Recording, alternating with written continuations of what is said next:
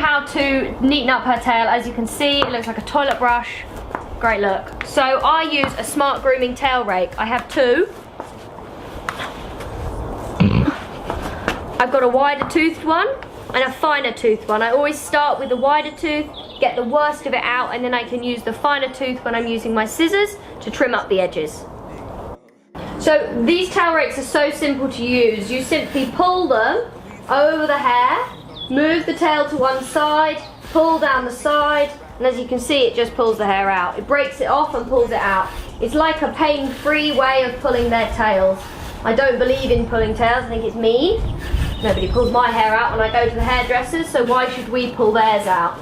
You can really get a much more natural look, especially without clipping the sides.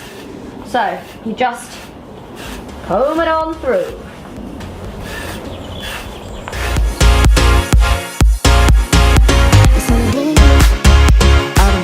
So as you can see, just after a minute, her tail is much, much neater. I'm now going to use the smaller, the finer toothed, smart grooming tail rake. And I'm going to go a little bit slower and a bit more carefully. And I'm going to just focus in on the areas that are still a little bit less neat and tidy. By taking the tail away and going to the underneath, you can take out some of the thickness. As you can see, it's already looking much neater. I'm just going to use my nice sharp scissors that I got from Smith's. And I'm just going to go around the edges, just trim a nice neat straight line up the side. Nothing too short, not as close to her, not to her dock, but just so that the tail sits neatly in between her bum cheeks. At this point, we can get a little bit carried away, and you can end up cutting it right to the point that you're clipping against the dock.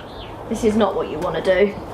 So again, especially on the wrong side, use your left hand over the top. It looks a bit backhanded, but this is the way that I have found it easiest to mean you're not having to use your wrong hand.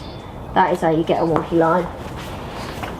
So yeah, nothing too much, just a little bit at a time. This is like with any amount of trimming on your horse. Do a little bit and then do a little bit more. Don't just cut the whole lot off and then regret it for 6 weeks, because you see that a lot. So there you have it, nice and simple, just with the tail rake and then a pair of scissors to trim the edges. A really nice, neat tail.